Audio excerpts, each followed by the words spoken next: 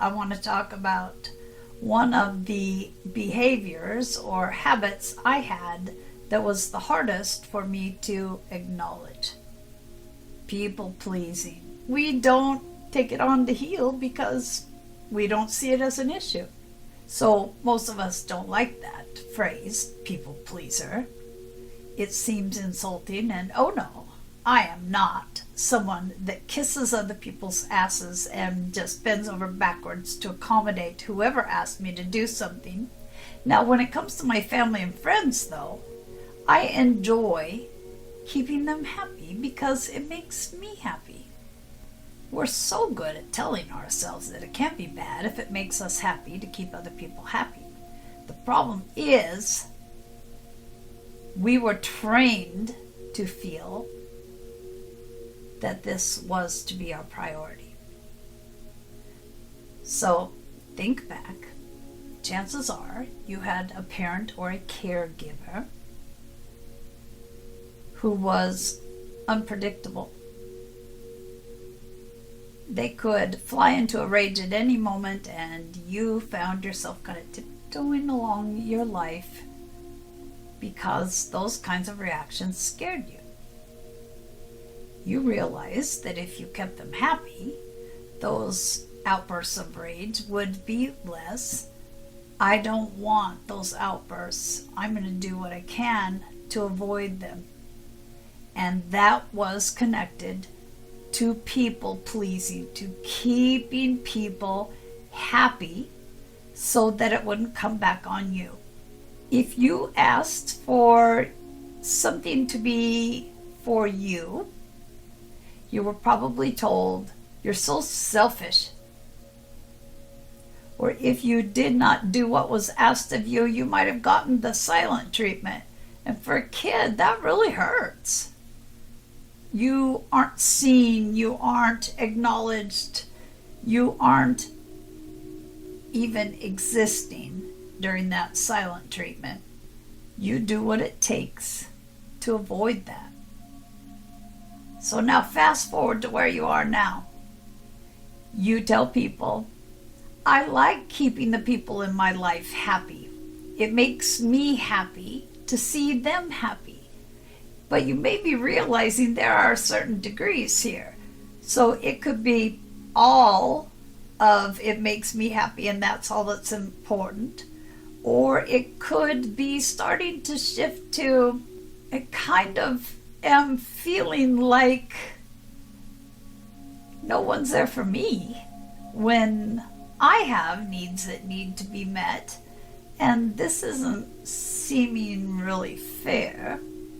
Or maybe you've moved to the place that you are just admitting you resent that you have been choosing to keep other people happy rather than making yourself happy. But you continue to people please because you know what a scene is going to take place if you don't.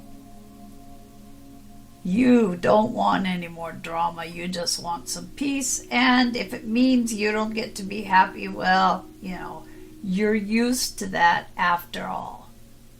These are family members. These are friends.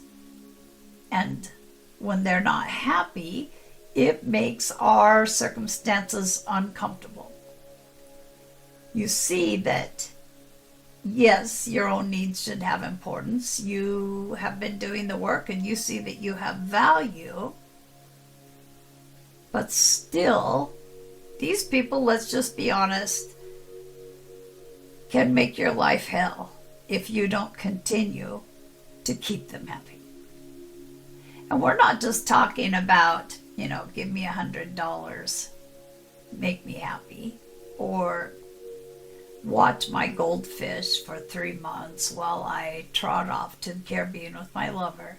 It's not always about doing. Sometimes people pleasing can be when you take the advice or accept the opinions that these people are offering you or forcing on you, and you don't listen to your own gut or your own heart which is telling you this isn't right for you. You may ask for advice and then realize this isn't really sitting well with you, but you've gotten in such a habit of keeping everyone else happy that you accept what you know isn't really ringing true for you. That is still people pleasing. When you start to see that there is something very selfish here, and that you're not being given any kind of status as far as deserving reciprocation, it still can be hard because they're family and friends, and we don't want to lose them. But if I described someone as I just did, and you took out of the equation that they were family or friends, you would see that this is bullying. If these people love you the same way you love them, they should want you to be happy. You're being bullied. The fact that someone is a family member or a friend doesn't mean they cannot still be a bully. You have been conditioned to accept this behavior since you were a child. You've been made to think that you were the selfish one if you thought that you should be a priority to anyone. I'm being bullied. I don't like bullies. I would go to the rescue of someone that I saw being bullied, and yet I am allowing this bullying of myself by always giving in because I am afraid of the stink or the silence. Take them out of the family and friends category, put them into the bully category, and see if it's not just a little easier to stand your ground, to see your own value, to assert your own value. Test it out a little if you want. Ask for these people to do something for you and see if it doesn't just flip right back to, but wait a minute, I need, and you shall supply. Bullies really don't care if you're not happy. And if that's what's happening with your family and friends, they need to shift over to that bully category in your thinking so you can start seeing you deserve so much better. Yes, stinks are uncomfortable, and many of us, we don't want anything to do with conflict. But you're conflicted inside here.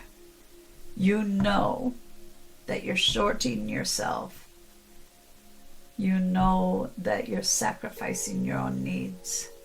Bullying, much like blackmail, is not going to stop until you do something to make it stop.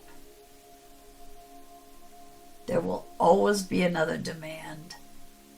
There will always be some kind of punishment in some form if you don't do what is asked of you. We can't always do what we've always done. But sometimes it's hard to see that there is something that can be changed, that can be healed, that'll make for a better, smoother life.